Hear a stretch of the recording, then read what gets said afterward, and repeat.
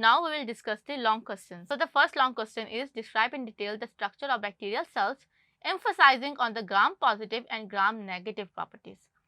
पहले आपने ये बताना है कि बैक्टीरिया सेल वॉल का स्ट्रक्चर क्या होता है, आपने जनरल बता देना है।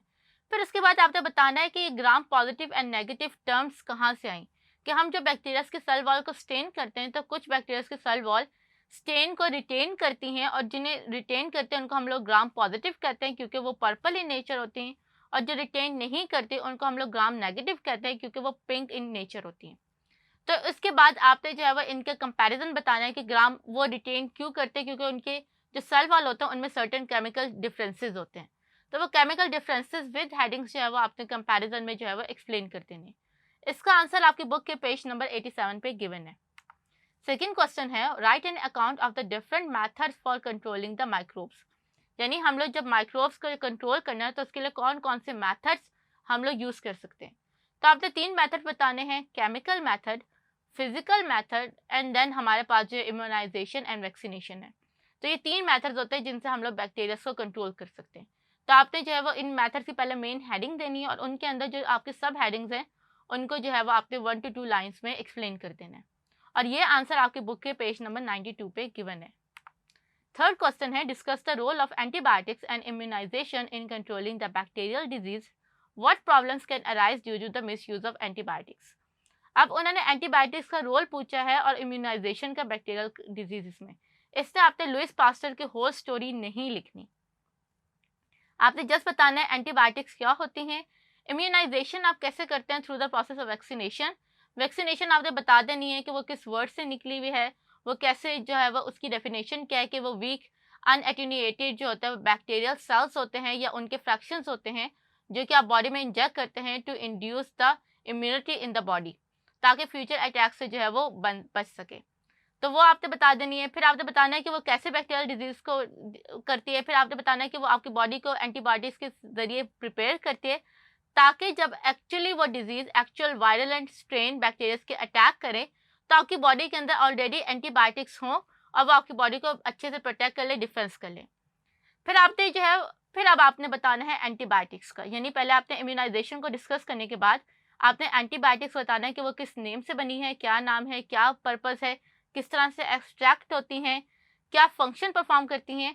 फिर आपने उसके एंटीबायोटिक से रिलेटेड जो प्रॉब्लम्स हैं वो आपने डिस्कस करनी है कि वो मिस यूज़ में आपके पास ड्रग रेजिस्टेंस आ जाती है, आपके पास डिफरेंट बॉडीज रिएक्शंस आ जाते हैं, डिस्ट्रक्शंस ऑफ गुड बैक्टीरियाज आ जाते थे जिनको हम लोग प्रोबायोटिक्स कहते हैं। उन तीनों को, ये तीनों प्रॉब्लम्स एंटीबायोटिक्स की, तो इनको आपने जो है वो हेडिंग्स के साथ एक्सप्लेन कर देने।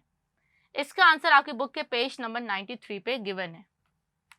फोर्थ क्वेश्चन है describe the general characteristics of cyanobacteria with special reference to Nostoc. इसका मतलब ये है कि पहले आपने साइनोबैक्टीरिया को बताना है और उसके जनरल डिस्कस नहीं करना, उसके जनरल कैरेक्टर्स को, क्योंकि जब आप जनरल कैरेक्टर्स को डिस्कस करेंगे तो आपने नॉस्टॉक को माइंड में रखना है। साइनोबैक्टीरिया बताया, उसके बाद आप बताओगे कि उसकी जो है वो 2 प्रॉपर्टीज़ या 2 टाइप्स जो है वो गिवन है, और उनमें जो कॉमन सबसे ज़्यादा है वो नॉस्टॉक है।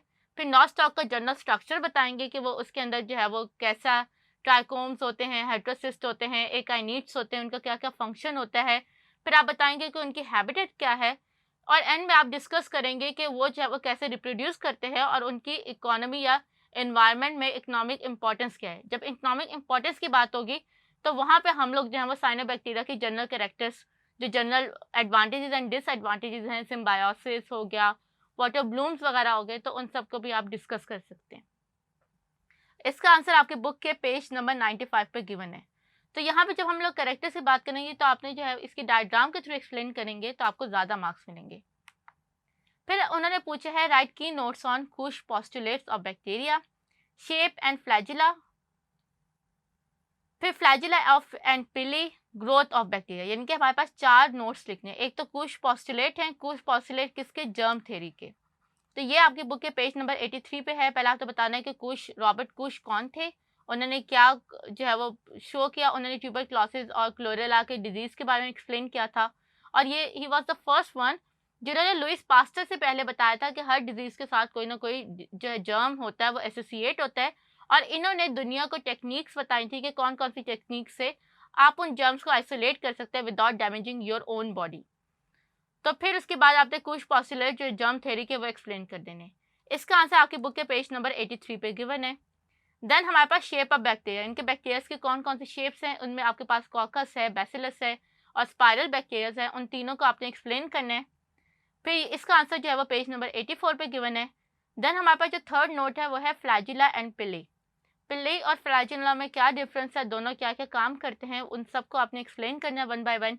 इसका आंसर आपके पेज नंबर 86 पे गिवन है। और आखिर में ग्रोथ इन बैक्टीरिया है। ग्रोथ इन बैक्टीरिया में आपने lag phase, log phase, exponential growth, फिर आपका डिक्लाइन फेज, उन तमाम फेजेस को with the help of graph आपने वन बाय वन डिस्कस करना है। यानी कि जब आप ग्रोथ फेज की बात करेंगे तो आपने उसका ग्राफ को पॉइंट आउट करना है, हाईलाइट करना है एंड देन आपने उसे एक्सप्लेन करना है। तो इसको जो है, इसका आंसर आपके बुक के पेज नंबर 90 पे गिवन है। इसके साथ ही हमारा चैप्टर की एक्सरसाइज कंप्लीट हो गई। आई होप आपको लॉन्ग और शॉर्ट सारे क्वेश्चंस अच्छी तरह से समझ आ गए होंगे। This is Laiba Tariq from tutorial.pk signing off. See you in the next chapter. Take care. Allah Hafiz.